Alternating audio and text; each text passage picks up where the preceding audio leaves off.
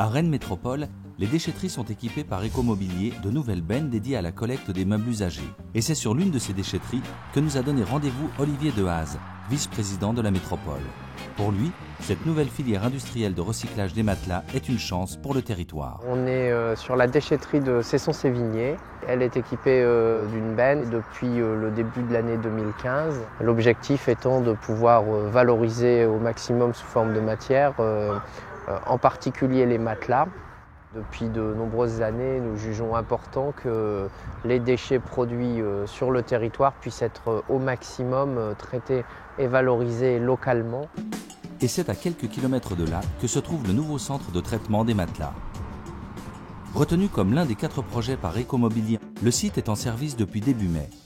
À la tête de ce partenariat, le groupement Veolia Envie 2E, un partenariat local entre 2 sociétés très différentes et qui ont su se répartir les tâches selon leurs compétences.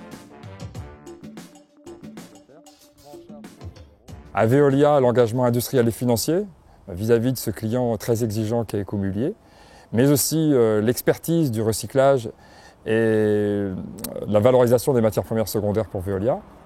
Et à Envie, son métier d'insertion des personnes en situation difficile, également l'expérimentation sur le matelas et bien sûr son ancrage local depuis plus de 30 ans sur le territoire de Rennes Métropole. On a appris à travailler ensemble, nos équipes ont appris à travailler ensemble et on a vu qu'on partageait les mêmes idées d'organisation et de partage des tâches.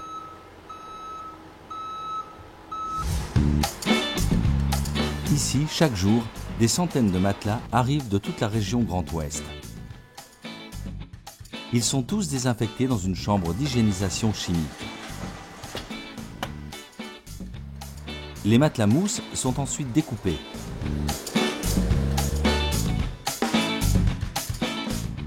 Les matelas à ressort sont séparés à la main. Car ce qui compte ici, c'est de créer de l'emploi.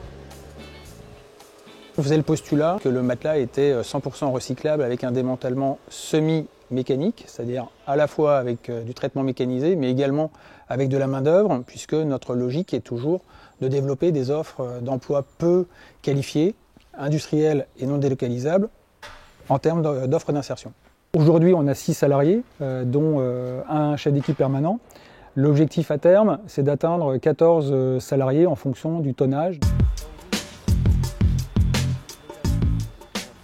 Car l'enjeu pour le recyclage des matelas, c'est aussi de trouver de nouveaux débouchés. Lorsque nous avons répondu à Ecomobilier, nous sommes venus effectivement avec des filières pour chaque matière. Ces filières, ce sont les premières filières du secteur. Il va falloir maintenant les accompagner et les développer et les optimiser. Mais c'est le pari de ce site, continuer à proposer au marché des matières nouvelles qu'avant ils ne trouvaient pas et justement les accompagner à pouvoir les accepter.